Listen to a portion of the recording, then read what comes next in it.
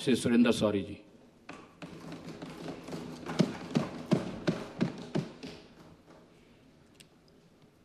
माननीय सभापति महोदय, नियम 67 के अंतर्गत जो यह स्थगन प्रस्ताव यहाँ प्रस्तुत हुआ है उसमें बोलने के लिए मैं खड़ा हूँ। आपने मुझे बोलने का समय दिया, आपका बहुत धन्यवाद। हम देख रहे हैं कि कई वर्षों से, पिछले कुछ वर्षों से पूरा हिमाचल प्रदेश लगातार भारी बारिश के कारण इस आपदा से जूझ रहा है और बहुत ज़्यादा नुकसान प्रदेश की संपदा का हो रहा है और साथ में जान माल का भी बहुत ज़्यादा नुकसान हो रहा है। सभापति महोदय, 2023 के अंदर भी बहुत भारी बारिश हुई और मेरी विधानसभा के अंदर 2023 में भी बहुत ज़्यादा नुकसान हुआ। सेंज की पूरी मार्केट बह गई और बहुत सारे गांव उस वक्त, बहुत सारे घर उस वक्त बह गए।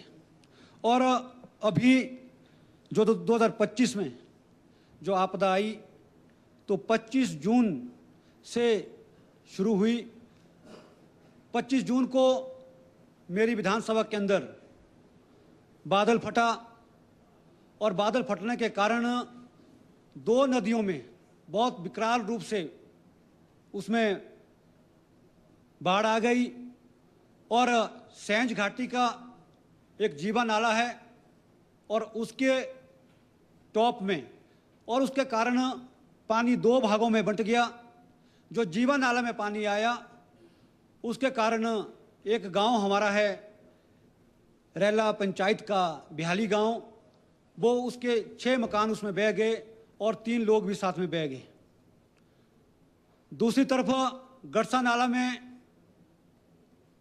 वो पानी गया और उसमें बहुत सारी लकड़ियां उसमें बह करके निकल गई, जिसका वीडियो पूरे प्रदेश में वायरल हुआ। माननीय सभापति महोदय, जैसे मुझे उस दिन इस घटना का पता चला 25 जून को, मैं तुरंत मौके के लिए गया और मौके पे पहुंचा तो लोग कैसे दहशत में थे, पूरी सेंज की जनता दहशत में थी। लेकिन मैं देख रहा हूं कि सरकार कितनी संवेदनशील है। 25 जून को जिस दिन ये घटना घटी थी उस दिन प्रदेश सरकार के 2 मंत्री बंजार विधानसभा में थे। एक मंत्री चौधरी, कृषि मंत्री चौधरी चंद्र कुमार जी, दूसरे हमारे तकनीकी शिक्षा मंत्री राजेश धर्माणी जी। पूरी विधानसभा के अंदर बहुत बारिश हुई, बंजार का कोई कोना नहीं बचा जहां नदी नाले नहीं बहे। मैं जब मौके पे गया तो मुझे लगा कि माननीय मंत्री महोदय भी साथ में यहाँ आएंगे, क्योंकि जब आपदा के दौरान ऐसी घटनाएं घटती है तो तुरंत सरकार के मंत्री महोदय तुरंत पहुंच जाते हैं, जिलाधीश पहुंच जाते हैं या फिर मुख्यमंत्री खुद आते हैं जब कोई बड़ी घटना घटती है। 3 लोग बह गए, एक गांव बह गया, 2 नालों में आपदा आई। लेकिन मैं रात तक देर गांव में रहा, लेकिन मुझे जब मालूम चला कि दोनों मंत्री बंजार छोड़ के निकल गए कि भाई आपदा के दौरान अपने आप को बचा लो, यहां से रास्ते कैसे मर्जी NH 305 खुलवाया और वहां से निकल गए।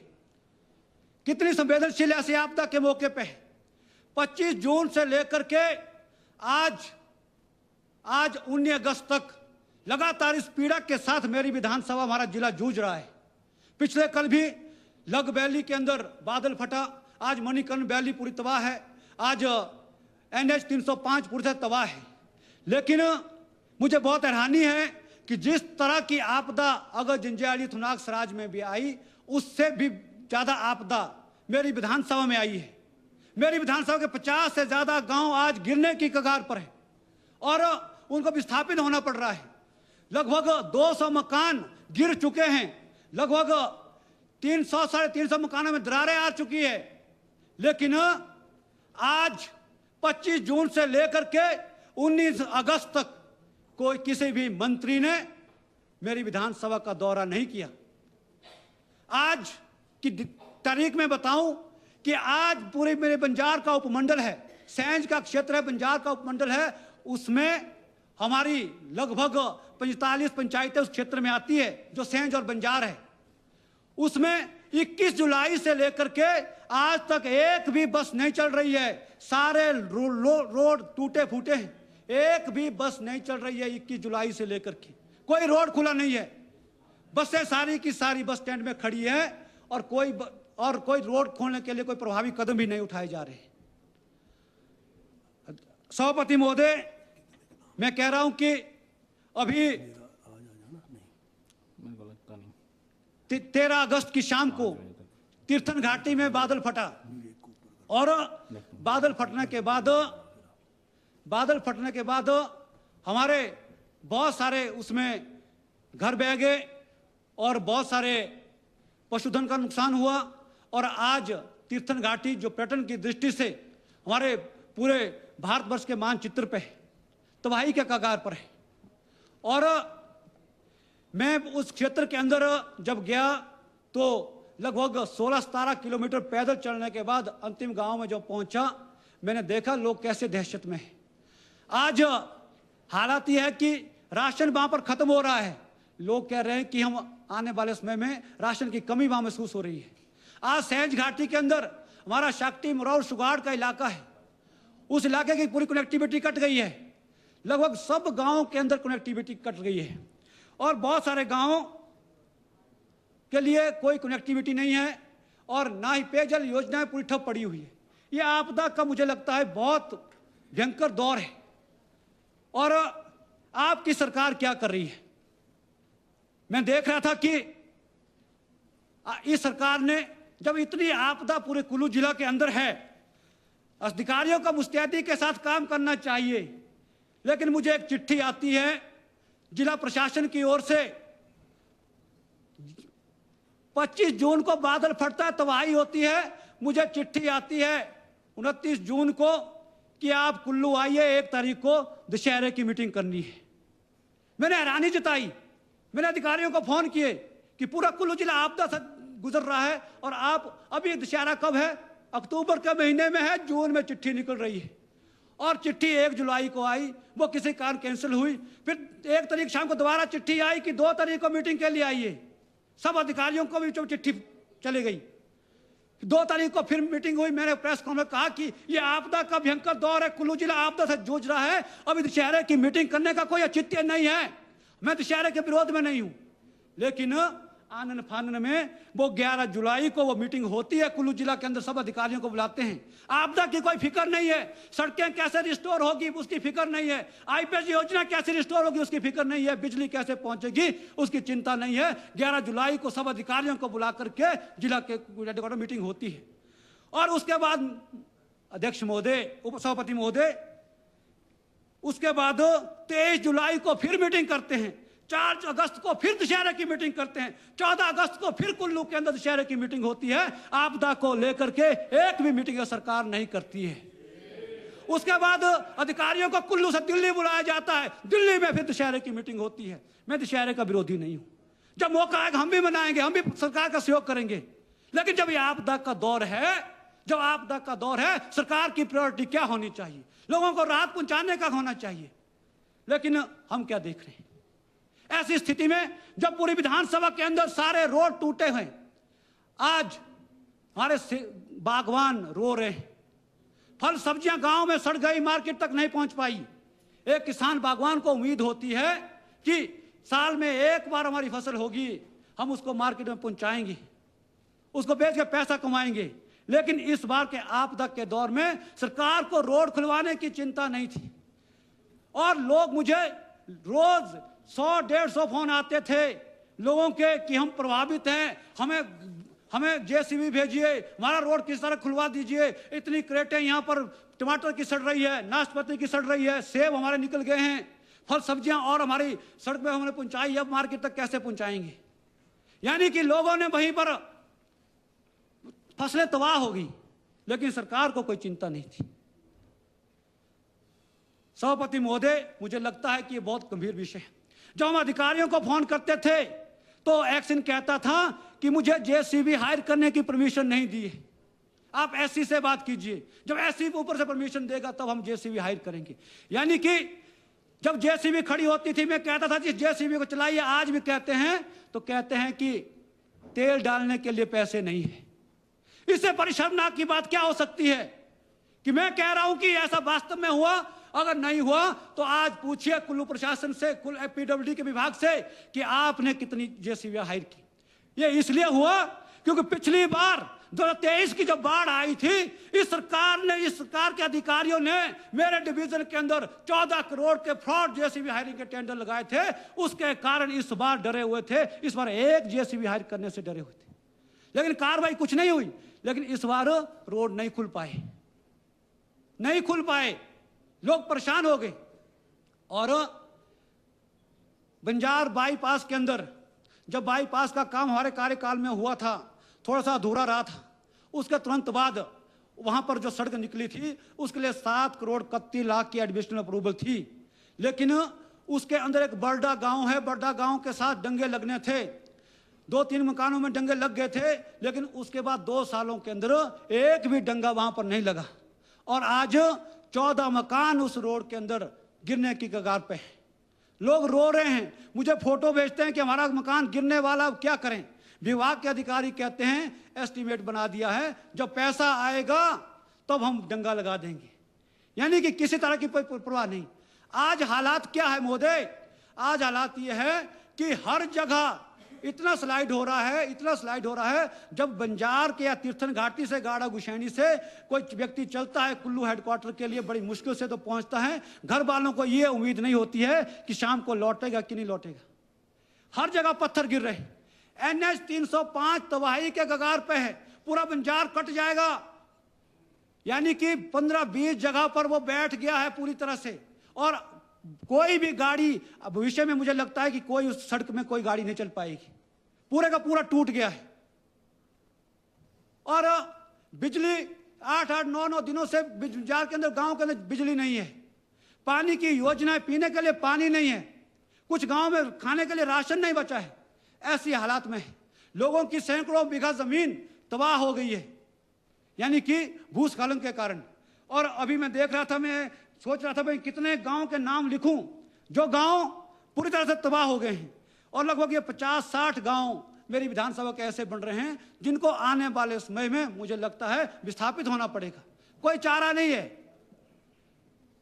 मेरी विधानसभा के अंदर 7-8 बड़ी नदियां हैं, भविष्य में उनको चैनलाइजेशन करने की जरूरत है, क्योंकि नहीं तो वो गांव सारे, कुछ गांव तीर्थन नदी में समा जाएंगे, कुछ गांव सेंज नदी में समा जाएंगे, कुछ गांव गड़सा की नदी में समा जाएंगे, ऐसा में लग रहा है। लेकिन आपदा के दौर में यहाँ चर्चा होती है, 2023 में भी चर्चा हुई थी। 2023 के अंदर भी लालजी से लेकर के अगर न्यूली तक की हम बात करें, जो सेंज घाटी का क्षेत्र है, सेंज नदी के अंदर है, तो वहां पर 8-9 पुल उस वक्त फुटब्रिज गिर गए थे, उसके वो आज तक नहीं लगे। 2 वर्ष बीतने के बाद भी वो पुल अभी तक नहीं लगे हैं, फुटब्रिज थे। और तीर्थन घाटी के अंदर भी अभी 8-9 पुल फुटब्रिज बह गए हैं, उनको लगाने की आज आवश्यकता है। इसलिए मैं कहना चाहूंगा कि जो ये घटना मेरे विधानसभा क्षेत्र के अंदर हुई है, मुझे लगता है कि जहां पीडब्ल्यूडी के 40 से ज्यादा रूट बंद पड़े हुए हैं, HRTC के 40 से ज्यादा रूट बंद पड़े हैं पूरे। आज बंजार के अंदर पिछले 21 जुलाई से, मैंने कहा कि 21 जुलाई से कोई भी बस नहीं चल रही है।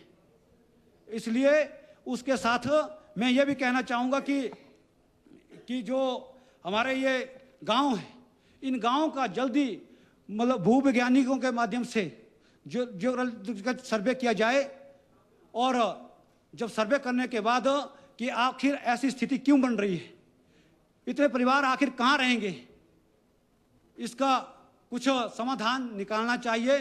और जिन लोगों के मकान गिरे हैं उनको समय रहते उचित मुआवजा देना चाहिए। मैं जब गांव के अंदर गया, अभी मैं गलियाड़ गांव में गया, रात को अंधेरे में गलिंचा गांव में रुका, तो 3 दिन तक भी प्रशासन का कोई अधिकारी वहां नहीं पहुंचा था। लेकिन कि एयरटेल का सिग्नल था, मैं वहां से लाइव आया, मैंने कहा। उसके दूसरे दिन बंजार का SDM वहां आया। जिलाधीश से पूछिए कि 2 महीने के अंदर बंजार के किस क्षेत्र, प्रभावित क्षेत्र का दौरा आपने किया। मैं इस माननीय सदन में कह रहा हूं कि आपका प्रशासन के अधिकारी कितने लापरवाह है। किसी को कोई चिंता नहीं है, लोग मर रहे हैं तो मर रहे हैं, सड़कें बंद है तो बंद है। मैंने बीडीओ ऑफिस में फोन किया, मैंने कहा कि हमारी ग्रामीण क्षेत्रों की जो सड़कें हैं, लगभग 150 सड़कें जो जीपेबल है वो सारी बंद पड़ी है, इनको खुलवाने के लिए कोई प्रयास कीजिए। उन्होंने कहा कि 2023 के अंदर एसडीआरएफ से, डिजास्टर से, जिला से कुछ पैसा आया था, उस वक्त हमने वो रोडें खुलवाई थी। इस बार कोई पैसा नहीं आया। यानी कि बीडीओ ऑफिस में पंचायतों के लिंक रोड खोलने के लिए 1 रुपया भी नहीं है। आखिर वो लिंक रोड कैसे खोलेंगे? पहली बार ऐसा हुआ मेरी विधानसभा के अंदर, लोगों ने पैसे इकट्ठे किए, खुद प्राइवेट जेसीबी हायर की, तब जाके कुछ रोड खोले, जिनको मजबूरी थी, जिनको फल सब्जियां मार्केट में पहुंचानी थी। ऐसी आपदा के दौर से मेरा बंजार आज गुजर रहा है। ऐसी हालात है, यानी कि कोई क्षेत्र कोई बचा नहीं है कि जहां पर भारी बारिश का नुकसान नहीं हुआ हो। लोग बहुत डरे से हैं, सहमे से हैं। आखिर हम आने वाले समय में अपना जीवन यापन कैसे करेंगे? मैं इस माननीय सदन में ये कहना चाहूंगा कि आने वाले समय में हमें कोई ठोस नीति इसके लिए अपनानी चाहिए, क्योंकि मैं देख रहा हूं कि मैं गिन रहा था कि मेरी विधानसभा के अंदर कितनी नदियां बन रही हैं। लगभग 8 नदियां, जो बड़े बड़े नदियां मेरी विधानसभा के अंदर हैं, जो बहुत भयंकर रूप से बरसात के दिनों में चलती है और वो हर बार बहुत नुकसान करती है। उसके विषय में हमें सोचना पड़ेगा। आज सेंज का जो बाजार है, वहां लोग बहुत सहमे से रहते हैं और वो बहुत डरे से रहते हैं। रात को जब भी सायरन बजता है वो वहां से उठ जाते हैं, रात को 2-2 बजे घर मकान खाली करके दूसरी जगह चले जाते हैं। आज उनको विस्थापन करने की जरूरत है। और 2023 के बाद एक आपदा का जो ये नदी नाले जहां जहां बढ़ रहे थे, लगातार बढ़ रहे हैं। इस बार भी इस आपदा ने चारों तरफ बहुत तबाही मचाई है। और उसके साथ मुझे लगता है कि जो एक हमारा कुछ स्कूल भी हमारे इसमें बह गए हैं। तो एक स्कूल है हमारा प्राइमरी स्कूल, एक मिडिल स्कूल नहीं, वो इस आपदा में उसकी बिल्डिंग असुरक्षित की गई और वो लगभग गिरने की कगार पे है। उसमें बच्चों को निकाला गया। अब बच्चों को बिठाने के लिए वहां जगह नहीं है। मैंने डिप्टी डायरेक्टर एलिमेंट्री को, एजुकेशन को फोन किया कि आप जाइए, मौके पे जाइए। मैंने कल शाम तक पता किया कि वहां पर कोई भी नहीं गया है। मैंने फिर मेरे अपने गांवों को पूछा कि आप कहाँ बच्चों को पढ़ा रहे हैं, तो उन्होंने मुझे फोटो भेजी कि एक शेड हमने बनाया चादरों से, चारों तरफ चादरों से, उसी के दरवाजे निकाले, उसी में हम बच्चों को आज पढ़ा रहे हैं। ये हालात हैं कि उस गांव के अंदर जो सीनियर सेकेंडरी स्कूल गुशैनी के अंडर गवर्नमेंट मिडिल स्कूल आता है, वहां पर शिक्षा विभाग का कोई अधिकारी नहीं गया। यानी कि 1.5-2 महीने पहले असुरक्षित भवन हो जाता है। यानी कि अधिकारियों को सरकार का खौफ ही नहीं है, डर ही नहीं है, अपनी जिम्मेदारी का एहसास ही नहीं है इस सरकार के अंदर। इसलिए मैं इस माननीय सदन में कहना चाहूंगा कि इस तरह से आने वाले समय में हमें इस आपदा से बचने के लिए ठोस कदम उठाने पड़ेंगे। और मैं माननीय इस सदन में कहना चाहूंगा कि हमें मिल करके कोई नीति ऐसी अपनानी चाहिए कि नदी के किनारे कोई भी मकान ना बनाए, भले ही वो उसकी प्राइवेट लैंड क्यों ना हो।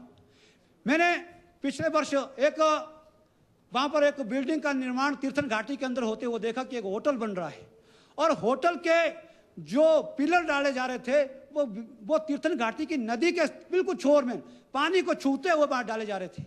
मैंने तुरंत विभाग के अधिकारियों को फोन किया कि इसको रोकिए, ये बिल्डिंग यहाँ बनेगी तो निश्चित तौर पर कल थोड़ा सा पानी बढ़ जाएगा तो इस भवन में चला जाएगा, इस होटल में चला जाएगा। जो लोग रह रहे हैं उनकी जिंदगी भी आपस में पड़ जाएगी, जो टूरिस्ट यहाँ रुकेंगे उनको भी दिक्कत आएगी, तो विषय नुकसान होगा। लेकिन अभी मैं देख रहा हूं कि उस बिल्डिंग को वो आगे बढ़ रही है, नदी के किनारे, उसकी फोटो मैंने ली है। क्या सरकार ऐसा कानून नहीं बना सकती है? भले ही नदी के किनारे वो जमीन प्राइवेट लैंड हो, लेकिन उसमें कोई भी कंस्ट्रक्शन नहीं होनी चाहिए, जिसके कारण वो विषय में इस आपदा से बच सकते हैं। और उसके साथ मैं बाली चौकी के पास देख रहा था, जब हम बंजार जाते हैं तो मैंने कहा कि एनएच की बुरी हालत है। एक माइनिंग बिल्कुल सड़क के साथ सीधी ऊपर को हो रही है और अभी आपदा के दौरान अभी कुछ दिनों से वहां पर रोड ब्लॉक हुआ। वहां से सारा मलबा जो मक निकाला जा रहा है माइनिंग के द्वारा, जो उसकी परमिशन मिली है उसको, और उसके कारण एनएच पूरी तरह से तबाह हो गया। यानी कि मक का ढेर एनएच के अंदर आ गया, रोड 3-4 घंटे वहां भी ब्लॉक रहा। यानी कि माइनिंग कहां दी जानी चाहिए उस पर भी हमें कुछ सोचना चाहिए कि वो किस तरह से वहां माइनिंग कर रहा है। पूरा पहाड़ काट दिया, पूरे पहाड़ काटने के बाद सारा मलबा सड़क में आ गया। इसलिए सभापति महोदय, मैं इस माननीय सदन के अंदर ये बातें इसलिए रख रहा हूं ताकि भविष्य में हम इस पर कोई ठोस नीति अपना सके। और मुझे लगता है कि जो हमारे गांव प्रभावित हुए उनका पुनर्वास के लिए जैसे स्पेशल जोन कुछ घोषित करने चाहिए। जैसे सराज का इलाका है, बंजार का इलाका है, कोई और इलाके हैं जहां पर बहुत ज़्यादा नुकसान हो गया है, जहां पूरा इलाका तबाह हो गया है, सारी सड़कें तबाह हो गई है, तो वहां के लिए विशेष पैकेज होना चाहिए। और वहां पर अधिकारी भी मौके जाकर के अधिकारी भी ऐसे लगाने चाहिए जिनकी परफॉर्मेंस अच्छी हो। ऐसे अधिकारी बिठा के रखें जो ऑप्शन से बाहर निकलते नहीं है। अधिकारी ऑप्शन से गायब रहते हैं, बिना कारण बताए गायब रहते हैं। और जो हमारी सड़कें और पुल गिरे हैं उनके स्थायी मरम्मत के लिए कोई ठोस कदम उठाए जाने चाहिए। और मैंने जिन गांवों के नाम लिए हैं वहां पर राशन के कारण कोई व्यक्ति भूखा ना रहे, वहां पर राशन कैसे पहुंचाया जा सकते, चाहे वो हेलीकॉप्टर से पहुंचाने की पहल करनी चाहिए। क्योंकि मुझे लगता है कि बहुत दुर्गम क्षेत्र है जहां पर कोई संभावना नहीं है कि पैदल पहुंच करके वहां राशन पहुंचाया जा सकता है। तो ऐसी स्थिति है।